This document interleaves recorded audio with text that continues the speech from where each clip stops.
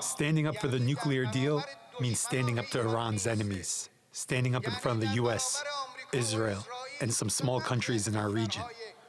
We call ourselves the heroes of fighting arrogance. When Iranian President Hassan Rouhani was sworn in for a second term earlier this month, he emphasized growing ties with the rest of the world. That was music to the ears of the nation's reformists, who have long been pushing for more global engagement and progressive policies. But the nation's ties with the US seem to be deteriorating. The head of Iran's Atomic Energy Organization says if the US quits the nuclear deal, they're ready to restart high-level uranium enrichment within the week. So, how is Iran positioning itself in 2017? And is the country really changing from previous decades? Well, my guest today is a renowned author and professor who knows Iran inside and out. Azar Nafisi, she wrote the best-selling novel Reading Lolita in Tehran. Based on her experiences, it tells the story of a rebellious professor who holds a secret book club where her students resist the regime by studying banned Western literature. Ma'am, it's a pleasure having you on the program. You left Iran in about 20 years ago, and you decided it was intolerable, and you went to the United States, and you've been outside for a long, long time. I wonder, in the year 2017, if you were still back in Iran teaching at the university, would you also leave, or would there be enough good within the system to feel that you can contribute within the society? What would you do?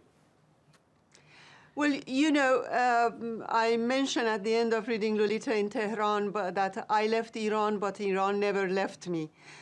So I feel that wherever I am in the world, I am carrying the best that Iran has always offered me, and I would never, ever leave it. But that aside, things have changed, but they have not basically changed.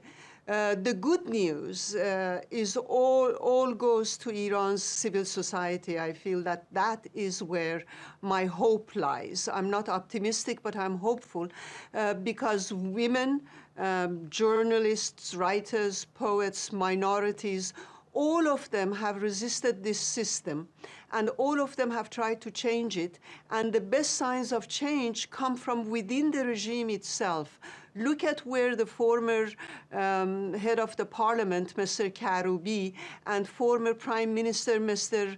Mousavi, are now. They are the ones now under house arrest, and they are the ones now who have changed because of Iran's vibrant civil society, and that's where my hope lies. There were those who were a part of the Green Movement who trusted the system enough to want to vote for President Rouhani, to work within the system, even though they felt that the system wasn't ideal. They were giving him their support, and they felt he was their best shot at change and reform. With that in mind, do you trust President Rouhani as a moderate reformer? Well, you know, my trust goes always to the people. I mean, my job as a writer and as a supporter of human rights belongs to that space within the society. And I will use all my power to rely on the positive things that Mr. Rouhani doesn't say and be very alert to the negative things. That is my role. I feel that different strata of society have different roles to play. Those reformers come from within the regime, and they could maybe change much better from within than someone like me can. But from without the regime, I still have hope that we can change the system without violence. You know, for many people, they wouldn't know much about Afghanistan if it wasn't for, say, the kite runner. And for many of them, it's just the kite runner and Khalid Hosseini's view of his home country through his work of fiction and other books. How do you feel as a writer about the responsibility that you have, that for many people, their only window into Iran would be through your eyes, through your prism, through your filter, that the only way they know about Iran would be through how you see it? Is that a responsibility you take on, or a responsibility that makes you a little bit nervous? Well, you know, I don't want the world to see Iran only through my prism. One reason I wrote Reading Lolita in Tehran was that I wanted people to see that other Iran, which they were deprived of seeing. They were seeing Iran mainly through the prism of the regime, and I wanted to tell them that Iran has vibrant youth movement, that people in Iran are connected to the world, although that connection has dangers for them. I wanted them to see that the students in Iran are even know much better about America than some of my students in America do. That is what I wanted them to see. But definitely, my view is just one view, and democracy means to look at the country through different points of view and then choose the view that you feel is the fairest and the best. As an Iranian-American, that makes you an Iranian and an American, at this particular time, yes. Which of the two countries are you more optimistic about?